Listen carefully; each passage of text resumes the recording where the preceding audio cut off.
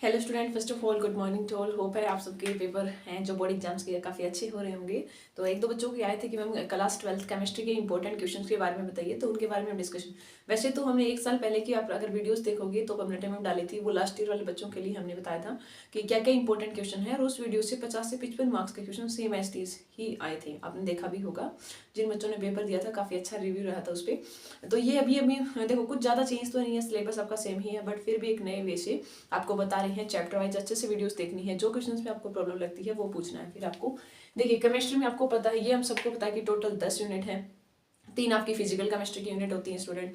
फिर आपको पता है कि 2 आपकी इनऑर्गेनिक की हैं, 4 ऑर्गेनिक की हैं और एक ऑर्गेनिक मतलब बायो मिक्स बोल सकते हो, बायोमोलिक्यूल्स। तो फर्स्ट चैप्टर्स की अगर हम बात करें सॉल्यूशन, और हर एक चैप्टर को अगर आप 20 मिनट भी दो ना तो कंप्लीट चैप्टर हो सकता है। हर एक चैप्टर के 5 से 6 क्वेश्चन ऐसे होते हैं जो फ्रिक्वेंटली रिपीट होते हैं, वहां से ही क्वेश्चन आते हैं आपके, ठीक है, इन डिटेल पढ़ने की। और इसलिए हमने वन शॉट रिवीजन हर एक चैप्टर का डालकर 20 से 25 मिनट का, शायद ऑर्गेनिक के 2 चैप्टर का ही नहीं है और सभी का है कंप्लीट 8 यूनिट का। देखिए तो क्लास 12 का जो सॉल्यूशन चैप्टर है वहां से जो क्वेश्चंस देखे गए हैं, 3 मार्क्स की हम बात करें जो ज्यादा वेटेज वाले, 3 मार्क्स का क्वेश्चन जो फिक्स मिलेगा आपको कोलिगेटिव प्रॉपर्टी से। कोलिगेटिव प्रॉपर्टी में 2 मार्क्स का, या तो वो आपके यहाँ से न्यूमेरिकल देंगे जिसमें एम कैलकुलेट करवाते हैं, मोलर मास, या आपका पूरा डेरिवेशन मिलेगा।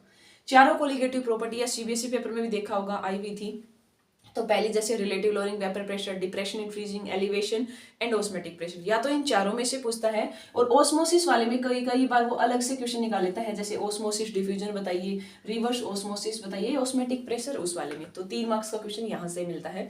फिर हम बताएं आपका क्वेश्चन जो मिलता है हमें, एक क्वेश्चन आपको ideal non ideal, non ideal के टाइप है पॉजिटिव नेगेटिव में। या तो इसको 2 मार्क्स का डिफरेंस मिलेगा, लेकिन जो ज्यादा पॉसिबिलिटी देखी जा रही है अभी का जो ट्रेंड है उसमें आपको इन कंसेप्ट का यूज करके एमसीक्यू यूज करवाएगा। हमने आपको आइडेंटिफाई करना बताया था कि आप कैसे पहचानोगे आइडियल सॉल्यूशन कौन सा है, नॉन आइडियल, पॉजिटिव डेविएशन कौन सा शो करेगा, नेगेटिव। और इसी के बेस पे आपको एजियोट्रोप से पूछता है, ठीक है। एजियोट्रोप क्या होता है, एजियोट्रोप के टाइप्स, तो टाइप्स आपको बताया था हमने 2 होते हैं, मिनिमम बॉइलिंग पॉइंट एजियोट्रोप्स और मैक्सिमम। वो कब बता पाओगे, अब आपको पॉजिटिव नेगेटिव के एग्जांपल फाइंड आउट करने आएंगे। क्यों, क्योंकि पॉजिटिव डेविएशन वाला मिनिमम बॉइलिंग पॉइंट एजियोट्रोप बनाता है और नेगेटिव वाला मैक्सिमम। तो अगर आपको ये डेविएशन आ गई तो आप एजियोट्रोप का क्वेश्चन कर पाओगे इजिली। ओके, तो यहाँ से 2 मार्क्स का क्वेश्चन। नेक्स्ट क्वेश्चन देखा जाता है राइट्स लॉ और हेनरी लॉ से। हेनरी लॉ का क्वेश्चन एग्जामिनर ज्यादातर हेनरी लॉ की स्टेटमेंट विद एप्लीकेशन, जैसे 4 एप्लीकेशन आपके एनसीईआरटी में स्पेशल है। एक्वेटिक वाली हमने देखी थी, स्कूबा डाइविंग वाली देखी थी, हायर एल्टीट्यूड्स पे क्या होता है आपका, बैंड्स वाली थी देखी थी। तो एप्लीकेशन अच्छे से कर लेना हेनरी लॉ। और फिर 2 मार्क्स का क्वेश्चन कंसंट्रेशन टर्म से, यहाँ से ज्यादातर न्यूमेरिकली देखा गया है, या तो एमसीक्यू में न्यूमेरिकल पूछ लेगा कंसंट्रेशन टर्म से या अलग से, ठीक है। तो इतना काम आपने कर लिया तो आपका क्लास 12 की फर्स्ट यूनिट है वो हो जाएगी इतना सा। और ये हमने 20 मिनट की वीडियोस में कवर करवा रखा है, टाइम कम है तो 1.5 पे देख लीजिए अगर आपने पहले पढ़ा हुआ है। ओके, कंसंट्रेशन टर्म में या तो वो अलग अलग सेपरेट पूछता है, या रिजल्टेंट मोलरिटी वाला फार्मूला हमने बताया था 1v1 plus m2v2 by v1v2, या मोलरिटी इक्वेशन से, या नॉर्मलिटी मोलरिटी में क्या रिलेशन है वहां से न्यूमेरिकल। फिर हम चलते हैं अपना सेकंड यूनिट। सेकंड यूनिट है इलेक्ट्रोकेमिस्ट्री। ये चैप्टर वाइज इंपॉर्टेंट क्वेश्चन है। केमिस्ट्री का पेपर 15 मार्च को है तो काफी दिन है, और अनसोल्ड पेपर जितने 8 थे आपके उसका हम जो पीडीएफ है वो टेलीग्राम चैनल पे शेयर कर दिए, चेक कर लेना। और उसका हम जो सॉल्यूशन है वो हम बोर्ड पे बना देंगे एक वीडियोस। इलेक्ट्रोकेमिस्ट्री में फिक्स मान लीजिए कोई भी पेपर हो, नर्नस इक्वेशन को तो छोड़ना ही नहीं है स्टूडेंट, इट इज मस्ट आपके लिए।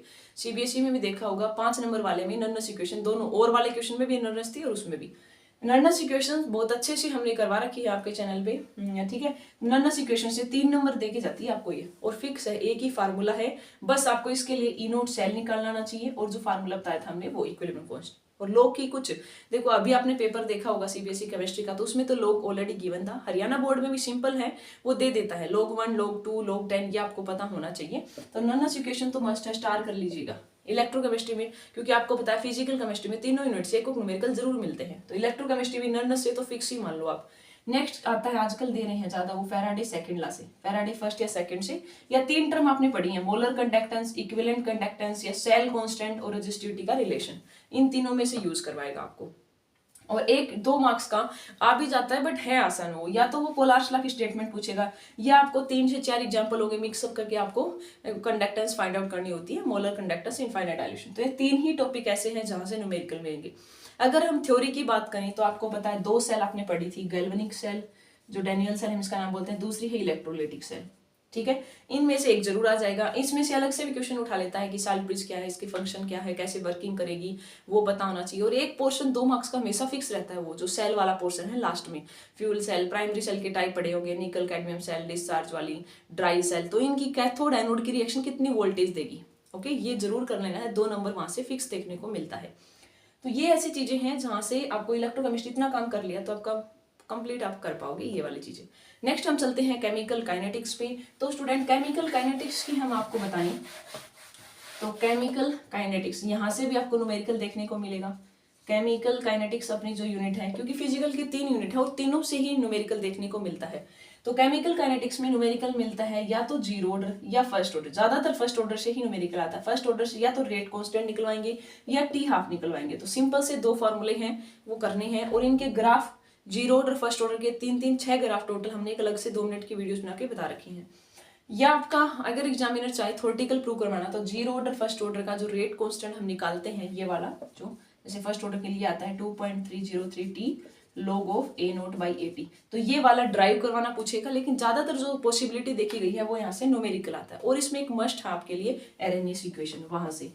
मतलब केमिकल काइनेटिक्स में 2 ही जगह ऐसी है जहां से ज्यादा क्वेश्चन देखने को। कई बार तो एग्जामिनर आसान एमसीक्यू में जो आप रेट ला लिखते हो ना, रेट के अकॉर्डिंग एक का दे देंगे अपीयरेंस डिसअपीयरेंस, वहां से भी पूछ लेता है। बट ये 2 चीजें ऐसी जहां से फिक्स मिलता है एरेनियस इक्वेशन से, या तो आपको एक्टिवेशन एनर्जी कैलकुलेट करवा लेगा, टेम्परेचर वगैरह K2 K1 गिवन होंगे, वहां से 2 चीजें मस्ट है। थ्योरेटिकल पोर्शन लाओ, मास सेक्शन आपकी क्या होती है, रेट लाओ, ऑर्डर, मोलिकुलरिटी, सूडो ऑर्डर, या आपसे जो 1 मार्क्स के छोटे वाले क्वेश्चन हम कोलिजन थ्योरी, ये जनरल थिंग्स है जैसे छोटे क्वेश्चन आ सकते हैं। काफी छोटी यूनिट है, 15 मिनट में हो जाएगी केमिकल काइनेटिक्स। फिर हम चलते हैं 4th यूनिट। ये तो थी न्यूमेरिकल भी जहां से आएंगे वो बता दिया गया है आपको, और with important question. 4th unit physical के तीनों यूनिट हो चुकी है। 4th यूनिट अपनी क्या है, D and F block.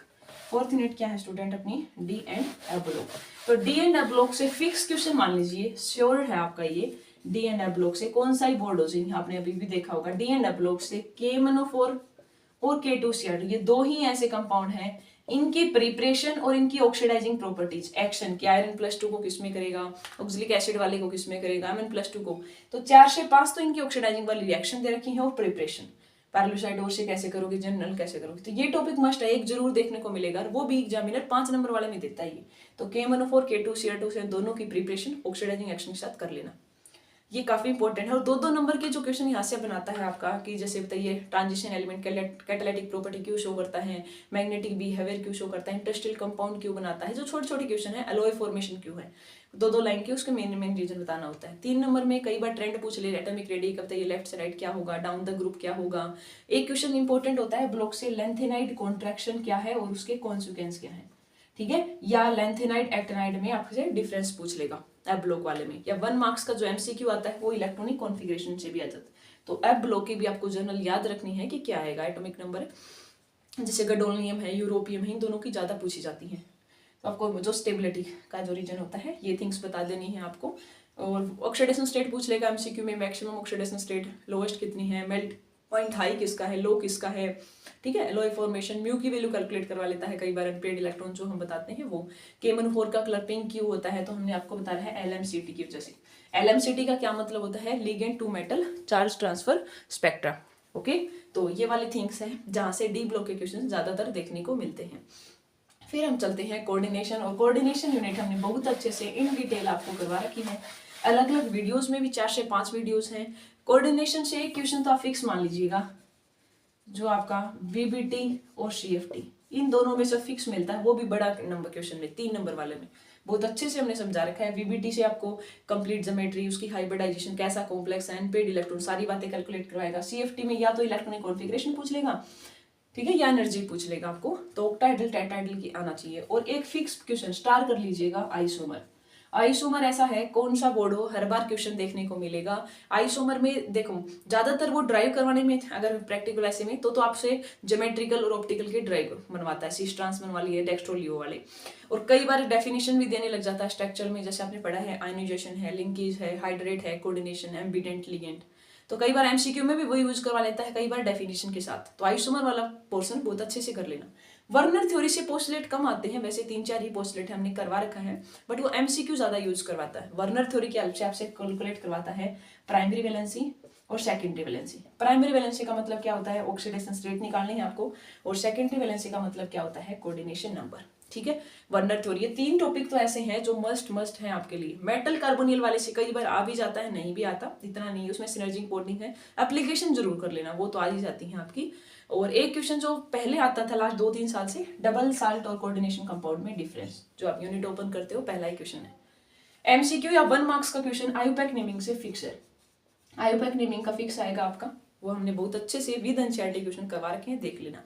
Coordination का इतना काम कर लिया तो आपका हो जाएगा। ठीक है, फिर हम चलते हैं ऑर्गेनिक पे। ऑर्गेनिक से काफ़ी बच्चों को डर लगता है क्योंकि रिएक्शन बहुत ज़्यादा हो जाती हैं, इसीलिए हमने आपका डर थोड़ा सा कम करने के लिए, हेल्प करने के लिए आपकी 4 पेज प्रोवाइड किए हैं आपको, ओनली 4 पेज। 4-5 पेज लिए तो हम आपको शॉर्टेज दिलाते हैं, 15 से 17 नंबर का काम एज इट इज है।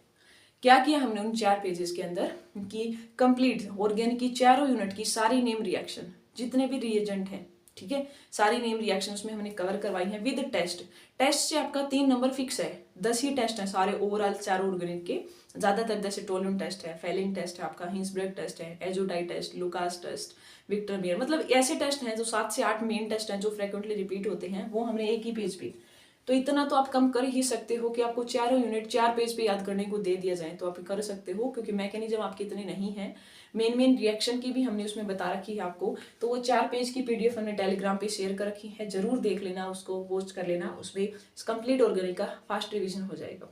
और जनरल थिंग्स है, 1 मार्क्स का क्वेश्चन वहां से जो देखने को मिलता है, एसिडिटी बेसिसिटी, या तो बेसिसिटी अमीन वाले में पूछेगा, एक्वस फेज या गैसियस की, या एसिडिटी कार्बोक्सिलिक एसिड वाले में, या जर्नल या विड्रोइंग डोनेटिंग ग्रुप लगा रखे होंगे। SN1 SN2 में आपका डिफरेंस वाले से पूछ लेता है, क्लोरोफॉर्म आइडोफॉर्म जो उनके यूजेज वगैरह हैं, हेलोअरीन है वो रिएक्टिव कम क्यों होती है हेलोअल्केन से, काफी इंपॉर्टेंट क्वेश्चन होता है कई बार। ठीक है, ये तो जनरल वाले क्वेश्चन है। डाउस प्रोसेस है कितनी क्या होगी, सैंडमेयर, गटरमैन, बाल-साइमन, डाउस प्रोसेस। ठीक है, और सबसे मेन जो क्वेश्चन है जो आपको नाम से नहीं देगा, रिएक्शन यूज करवाएगा, 3 रिएक्शन बहुत इंपॉर्टेंट है। ओजोनोलाइसिस वाली रिएक्शन, अल्डोल कंडेंसेशन जो क्रॉस अल्डोल है आपकी, अल्डोल वाले में आपसे क्या करेंगे, कोई भी मॉलिक्यूल दे देंगे, जैसे 2 इथेनॉल की दे दिए, 2 मिथेनॉल की, सेल्फ अल्डोल या क्रॉस अल्डोल प्रोडक्ट बनाना। ओजोनोलाइसिस में कोई अल्कीन दे रखी होगी, O3 और जिंक डाल देंगे, आपको खुद से बनाना पड़ेगा।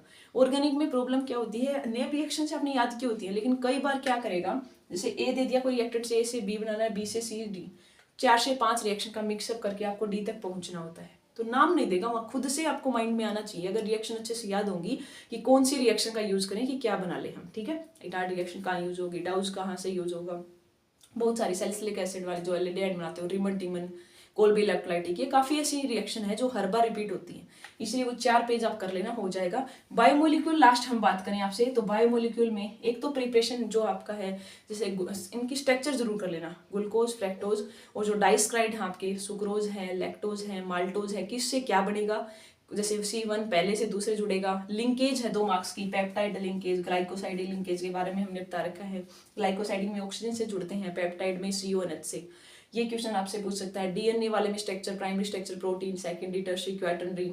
ठीक है, डीनेचुरेशन ऑफ प्रोटीन का क्वेश्चन काफी आ जाता है। अमीनो एसिड में essential amino acid, non essential कौन सी होती है। विटामिन वाले में MCQ यूज करवा लेता है, विटामिन केमिकल नेम या उनकी कमी से क्या हो जाएगा, या ब्लड कोगुलेशन विटामिन के, इस टाइप से जो जनरल क्वेश्चन है। और एक क्वेश्चन ये कई बार देखा हुआ है रिएक्शन से कि ग्लूकोज की रिएक्शन अगर हम Br2 वाटर के साथ कर दें, या हाइड्रोक्सिलमीन के साथ कर दें, या एसिटिक अनहाइड्राइड के साथ, इनसे हमें पता लगता है। आपको कह देंगे कि ग्लूकोज में 5 OH है, कैसे पता लगाएं, तो हमने जो एसिटिक एनहाइड्राइड के साथ जो रिएक्शन होती है, हर एक H ग्रुप है एसिटाइल ग्रुप लग जाता है, तो वहां से पता चलता है, वो थिंग्स है आपकी। ठीक है, तो एक तो आपको वो बता देनी है, उसमें Br2 वाले में ग्लूकोनिक एसिड बनता है सेक्रेट, तो 5 ही है रिएक्शन ग्लूकोज की, वो अच्छे से कर लेना। एपीमर क्या होता है, पहले कार्बन पे कॉन्फिगरेशन बदल जाए, MCQ में यूज करवाएगा, alpha D glucose beta D क्या है एक दूसरे के, एपीमर, एनोमर, और इनकी हावर स्ट्रक्चर जरूर बना लेना। स्टार्च वाले में अमाइलोज, अमाइलोपेक्टिन में डिफरेंस विद स्ट्रक्चर, सेलुलोज, तो बायोमोलिक्यूल वाले में स्ट्रक्चर आती हैं तो आप अच्छे से कर पाओगे। तो ये आज की वीडियोस में मैंने इंपॉर्टेंट क्वेश्चन बता दिए गए हैं। हाफ ईयरली के मैंने पहले वीडियोस डाली हुई थी, उसमें एसेरेशन रीजन और केस स्टडी, उनमें अलग से कुछ नहीं है, चैप्टर आपने पढ़ लिया ना 10 की 10 मिनट, तो उन्हीं से क्वेश्चन आते हैं, आपको केस स्टडी पढ़ना भी नहीं पड़ता कई बार, तो यूनिट आपको अच्छे से आती है, तो डायरेक्ट आंसर देख सकते हो आप।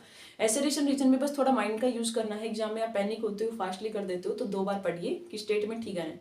मोस्टली 50% से ज्यादा क्वेश्चन में एक स्टेटमेंट गलती मिल जाती है, तब तो आपका काम आसान हो जाता है कि ये ठीक है यार गलत। कन्फ्यूजन क्रिएट होता है जहाँ पे दोनों बातें ठीक है, फिर आपको चेक करना होता है कि रीजन का कुछ रिलेशन बन रहा है क्या इस रिलेशन के साथ, तभी वो उसकी करेक्ट एक्सप्लेनेशन हो सकती है।